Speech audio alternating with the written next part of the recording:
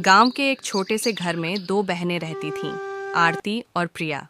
आरती बड़ी थी, समझदार और जिम्मेदार। प्रिया छोटी थी, नटखट और जिद्दी।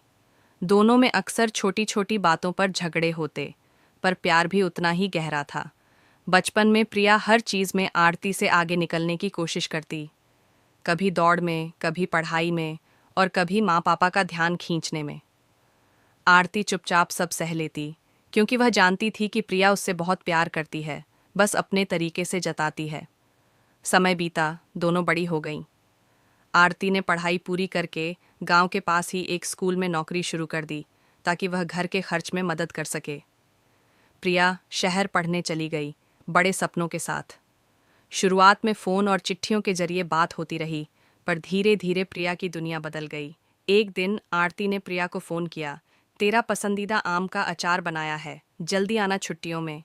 प्रिया ने व्यस्तता में कहा, दीदी, अब अचार से ज़्यादा मीटिंग्स ज़रूरी हैं, फिर कभी। आरती मुस्कराई, पर अंदर से टूट गई। कुछ महीने बाद पिता की तबीयत अचानक बिगड़ गई। प्रिया दौड़ी दौड़ी घर पहुंची। वहां उसने देखा कि आरती हर चीज़ का ध्यान रख रही थी, पापा की दवाइयों से लेकर माँ के आंसुओं तक। उस रात प्रिया चुपचाप आरती के पास आई और बोली, दीदी, तुमने हमेशा मेरे लिए सब कुछ किया, और मैं। आरती ने प्रिया को गले लगाते हुए कहा, तू जब खुश होती है तो लगता है मेरा सपना पूरा हो गया। प्रिया की आंखों से आंसू बह निकले। वह समझ चुकी थी कि रिश्तों की असली डोर दिखावे या बातों से नहीं, बल्कि निस्वार्थ प्रेम और त्याग से जुड़ी होती है। उस दिन के बाद प्रिया ने अपने जीवन की प्राथमिकताएं बदल दीं।